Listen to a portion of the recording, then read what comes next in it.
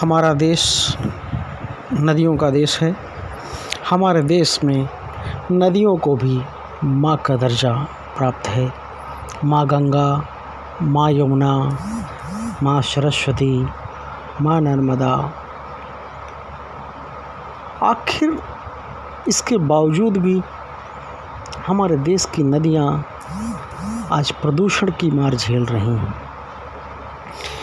ये कितने बड़ा दुखद बिंदु है। इसमें कहीं न कहीं हमारी भूमिका है और हमें अब जागरूक होने की आवश्यकता है। हमारी नदियों को प्रदूषण से बचाने की आवश्यकता है। हमारे देश की नदियाँ यदि प्रदूषित हो जाएंगी तो हमें स्वच्छ जल नहीं प्राप्त हो सकेगा और हमारी आगे आने वाली पीढ़ी को भी जल के संकट से गुजरना पड़ेगा। हमें आवश्यकता है कि हमारे नदियाँ प्रदूषित ना हों। हमें आवश्यकता है हमारी नदियों के किनारे सघन वृक्षारोपण करने की।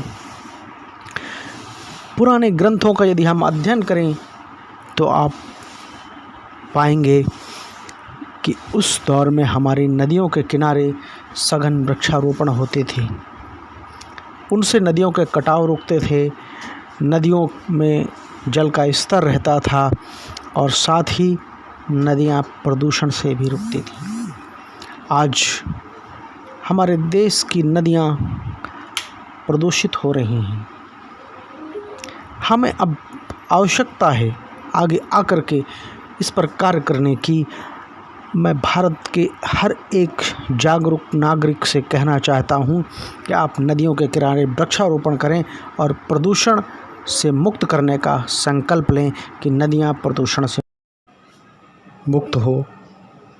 इसके लिए एक अन्य अहम आवश्यकता है कि हमें नदियों में गंदे जल, प्रदूषित जल, इन सब को जाने से भी रोकने की आवश्यकता है।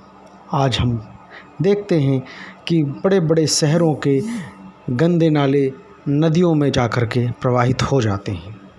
इस पर रोक लगाने की बहुत बड़ी आवश्यकता है, क्योंकि नदियाँ हमारी जीवनदायिनी हैं और हमारी जीवनदायिनी ही यदि प्रदूषित रहेगी तो फिर हमारा जीवन संकट में होगा, हमारी आगे आने वाली पीढ़ी का जीवन संकट में होगा। मित्रों, मेरा आप सबसे अनुरोध है कि आप सब संकल्प लें कि हम नदियों को स्वच्छ रखने की दिशा में जो भी कार्य हो सकेगा वह करेंगे।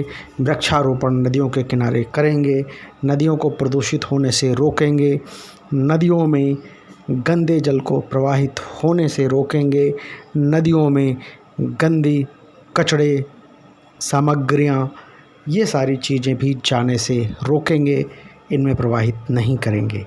जय हिंद, जय भारत, वंदे मातरम।